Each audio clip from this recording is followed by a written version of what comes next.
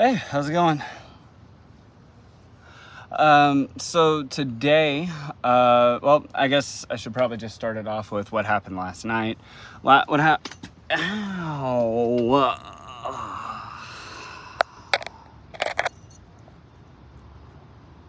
Okay, hey there.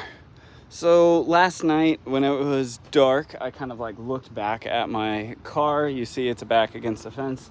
And since it was dark outside, I could see that the back was actually really illuminated, which was awesome because that told me that my brake lights were on. And these brake lights were on for quite some time, at least like 15 hours, maybe 20 hours. So now I'm just looking at it and diagnosing it. I have a pretty decent idea of what the problem is. This is pretty common with older vehicles like this. What we're going to do is I'm going to get under here and I'm going to get connected to the fuse box, and we can see right back there. I can get a better angle on it, but we can see right back there that is actually a brake pressure switch. So whenever you step on the brake, this actually pushes this forward. It opens up a certain amount off of this thing, and then it'll off of that switch, and then it will can you even see anything? No. I gotta take off this bottom plate.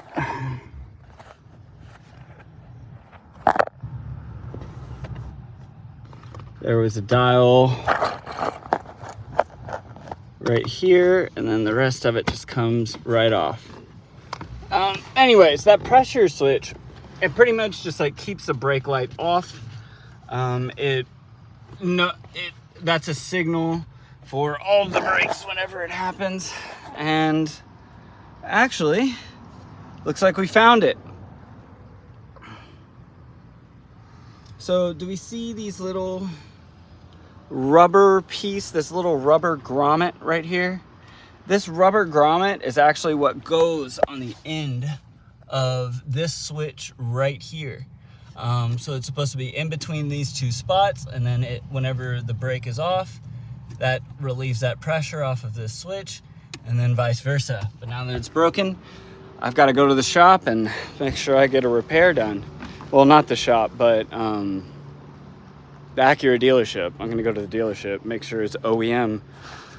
All right, well, that's gonna be an easy fix. Hopefully it's a cheap fix. I don't know how much the dealership is gonna charge for something like that, or whether or not it's gonna be an aftermarket part. But wish me luck in the meantime, and maybe I'll go through the process of putting it back on. It seems pretty easy though, so stay tuned.